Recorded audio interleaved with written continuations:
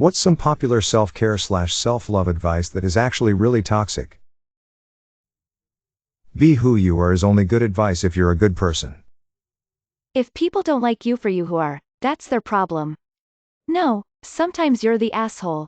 9/10 the common denominator rule stands. Positive vibes only. You just need to stay positive. People use it because they think it's uplifting, but it's actually quite dismissive.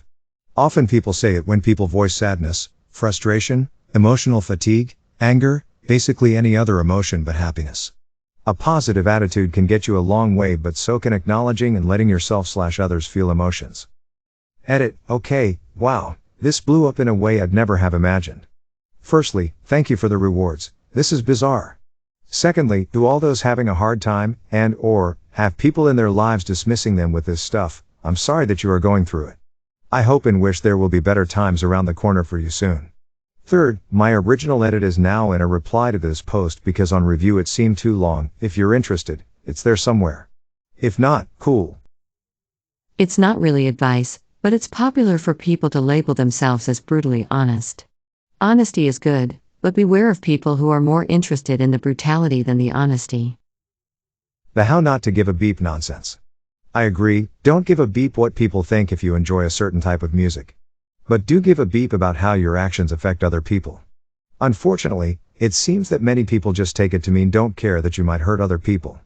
In order to self-care and self-love, it is important to consider what consequences your actions have on the world around you. Live your truth. There is a fine line between authenticity and being an asshole. Stop texting people first to see who your friends are. What if they're doing the same thing and you just ended a friendship due to a misunderstanding? Edit. Okay, this blew up more than I thought. There's a lot of people saying, well, what about in this scenario? What about this? What about this? And thing is, in some scenarios this is good advice. But in a lot of cases this is terrible advice. Like yes, if you're the only one doing work in the friendship then maybe you should re-evaluate it. But it also could be someone is going through something that you don't know about and they really don't want to talk to anyone at that time. So what I was really trying to say is that this isn't a solution for everyone. It's really just a solution for some. Ignore the haters. Sometimes the haters are people who love you and want to warn you of potential pitfalls, such as MLMs, cults, abusive relationships, etc. Update. A few people are saying that the definition of haters is, essentially, only people who are hating for the wrong reasons. I agree that's what this advice intends to communicate. Basically, don't pay any attention to people who project consistent irrational negativity your way. My concern is that this phrase is so easily misapplied as a self-love mantra which ultimately serves to keep some vulnerable people from listening to the valid and well-intentioned concerns of loved ones. It can be used by a manipulative person to keep victims/vulnerable followers in line. I like haters gonna hate better because it implies there is a pattern. Like, oh, that person is always hating so of course they're hating now. But if your sister is usually supportive, and definitely not a hater by nature, and is suddenly very concerned that your relationship is abusive, listen up. I think it comes down to the idea that you have, arguably, more to lose by disregarding a well-intentioned friend than by paying attention to an ill-intentioned one. I appreciated the feedback and did not find any of you to be haters. Follow your heart. Honestly, this statement almost never works. Sometimes love can be toxic, and maybe the correct decision is painful. Maybe it pains you to leave someone. Your heart shouldn't rule you. Edit. First, thanks for all the feedback on this. I enjoy seeing what others think on this issue, but seeing what a lot of people are saying. Response. I wanted to clear some things up. First off, I'm not saying to never follow your heart, and to always pick the typical logic route. Sometimes risks are good, whether it be with taking a risk for a new job or starting a new relationship. What the point I was trying to get across is not to follow your heart blindly, use logic. If there is a bad situation, get out, no matter what your heart thinks. Do whatever feels right. Sometimes what feels right is cutting your veins open, but that's not gonna heal you. Guilt is a wasted emotion.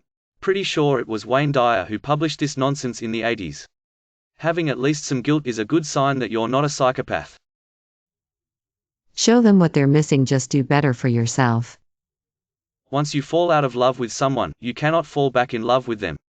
Worst advice I ever got. I'm so glad I gave it a second try. Any kind of advice that tells you to test friendships by withholding contact to see if they'll notice, or straight up tells you to drop friends that don't reach out to you regularly. This is a very selfish and passive-aggressive thing to do. If you miss your friend, then call them up. Don't play cat and mouse games. Maybe they have beep going on in their lives. The world does not revolve around you. The sort of positivity that relies on dragging other people down.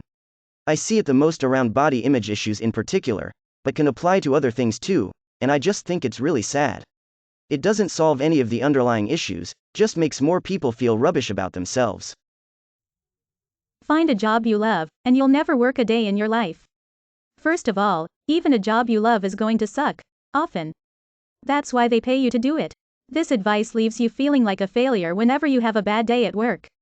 Plus, there's a lot of value in working for a living and finding your satisfaction at a more personal level. Cut off anyone that doesn't bring you peace. Obviously, this applies to people who are constantly, deliberately making you miserable. But a stressful situation or argument with a friend that you care about doesn't count if you haven't attempted to work it out with them. Why are you sad? You have everything to be happy. Even if there's few happy things in your life, you don't need to be ashamed to feel sad or depressed. Just be yourself. Myself is a guy who likes to work minimum wage, part-time jobs that require no mental input, and then spend the rest of his time playing video games and eating junk food. He's overweight, underpaid, and has no interaction with his friends or family. I don't want to be myself. I want to be a better version of myself. Edit. After reading some of these replies, I feel like I should add a bit more detail. I realized that if I just stayed myself, stayed happy as I was, my life was going to end up going nowhere. That was about 11 years ago. I'm in a much better position in life, currently. I still have to fight against that instinct, but it's easier now that I have momentum. There's no wrong way to parent. As a child of abuse, there are absolutely wrong ways to parent. Frankly, I'm of the opinion that the majority of chronic mental illnesses are the result of beep parenting practices, because beep parenting can beep up every body system. Every parent should consult a child psych professional just like they consult a pediatrician about their child's well-being. They're professionals who have the education to read research studies regarding child development and can direct a parent on how to raise a healthy child. Edit. I came back to a lot of notifications from this and was really braced for today to become a bad day, but y'all are so genuinely kind. It's nice to feel heard on this kind of thing when you have such a personal experience with it. Thank you for making today a little more wholesome, friends. Purple Heart. That you should expect unconditional support, love, and acceptance from friends or romantic partners. Popular idea, but if people really care, they will tell you when you are harming yourself or others rather than just keep the vibe chill. The whole blood is thicker than water advice, where you should feel obligated to be loyal to your family no matter what. If they are toxic or abusive, then there is no reason for you to keep that around in your life, especially if it is detrimental to your own well-being/mental health. If you can't handle me at my worst, you don't deserve me at my best. Basically just a green light to be a beep human being. Detoxes and cleanses.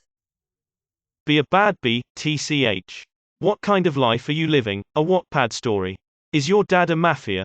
I don't understand some people. I have a friend who is very sucked into the girl boss subculture that has her working all hours on a business that makes no money, then doing self-care in the form of spending the little money she makes on manicures or expensive beauty products that other people have told her are self-care. Self-care and self-love is sometimes admitting that you need to stop perusing something that isn't working and is making you miserable, even if it's what you thought you wanted, and even if everyone is telling you to keep going and not to give up. Edit. She's not in an MLM, although they're awful and I wish they were banned. She's in the fashion industry making amazing handmade one-offs, extremely talented. She enjoyed it when it was a hobby or something she did on the side, and enjoys when she gets to work on community projects. But when she has commissions, she puts them off until the last minute due to depression, then tries to fit into the hustle culture by staying up all night finishing things. It's a horrible cycle to be in. I also wanted to clarify that I don't think that it's a bad thing to treat yourself as part of self-care, but she largely buys into this as part of that kind of Instagram culture, putting photos of her nails up as #selfcare etc. I love her, and as a therapist it's hard to see her go through this without any help. She's been largely failed by our mental healthcare system, who've lied to her about her missing appointments they never told her about, etc. Happiness is a choice. Damn, I must be choosing depression then, I guess. Edit, I'm not saying it's flat out wrong. This is actually good advice. The problem is that it implies a lot more. It being phrased better would solve a lot of the issues I have with it. Especially in regards to depression and other illness. You/Jaw Snarky put it into better words than I could. Your choices directly affect your happiness would be better. Not as catchy but much better without the same implication. People who are saying that it's somewhat true, that's what I'm saying. People trying to actually me are essentially repeating what I said lol. Don't let yourself act like the victim. Had someone tell me not to let my wife feel like a victim after being sexually assaulted. I hear people say this a lot because they think it helps real victims feel less like one, but people need to process things. They can't just run through the healing process by pretending it didn't happen. Edit, I'm surprised how much this comment kicked off. I just wanted to add a few details since it seemed like people had a few questions. The person who told me that was my dad, which as others said it is probably someone close to you that says this. My wife was my girlfriend at the time. A few extra beep details about the situation: despite video and eyewitness accounts, police did nothing about the guy who actually did it because he knew the campus police well. We originally went to City PD and they said they couldn't do anything because it wasn't their jurisdiction. Campus PD said they would look into. Got back to us later and said they didn't find any evidence. HR basically asked if she would still be willing to work with him, the boss, so they basically gave her the choice to work with him or quit. She ended up quitting. He also did something similar with another young employee and also kissed another employee while at the store. This is a cure, shows a picture of the woods. This is poison, shows some antidepressants. Shut the beep up. Some people need antidepressants to function. Going for a walk in the woods will not just magically cure your depression. The advice being quoted in here are toxic when taken as absolutes. It's not bad advice if you use it as one viewpoint among many, and balance it out with others. YOLO. No, you'll only die once. You live every day. Edit, my very first gold, thank you. Astrology? I'm glad it gives you comfort, but if you start basing life decisions on the effects of the stars, you're probably going to have a bad time. When people say no one is too busy to talk to someone they care about. This is so toxic to expect people to talk to you every day. Yes, sometimes people have other stuff going on in their lives. It doesn't mean they don't care. Anything is possible if you work hard enough. Not everything is possible. You're not going to be the new Nelson Mandela, beep president of the USA, or the new pop artist. I'm sorry to tell you, but it's true. The knee-jerk dump / he's probably, definitely, cheating on you advice you get in our / relationship advice. The girls who are always posting about, treat yourself, or, if he doesn't treat you like a queen emoji, it's time to find a new one. Not one is bad financial advice. If you know you can't afford something, don't do it, and the other is not how partnerships work. You should be each other's best friends, not worshipped like he's your subjects desperate for your approval. If your ideal relationship is one of superiority instead of equality, then you probably have mental health issues. Live every day like it's your last. Okay, I didn't show up for work and I robbed a bank and now I'm in jail. Nobody needs psychiatric medication. Just go outside for some fresh air and listen to the birds. You should never feel bad or uncomfortable. How do you ever learn and grow? You can be anything you want if you try hard enough. Some people have gifts and talents that other people don't. That's the reality, and even though hard work will get you far, there are points where you need to acknowledge that you won't be the best at everything, even if you love what you do. And you aren't cut out for every vocation. You have to love your body. Beep, I'm short, bald, ugly, and I have chronic pain. My body betrays me at every turn. Beep that guy. Anything with detoxify in the description. If you have a liver, you already do this. A juice cleanse isn't going to make up for your bottle of vodka and may even make it worse. May your day be filled with joy and happiness. And please remember to like, share, and subscribe for more quality content every day.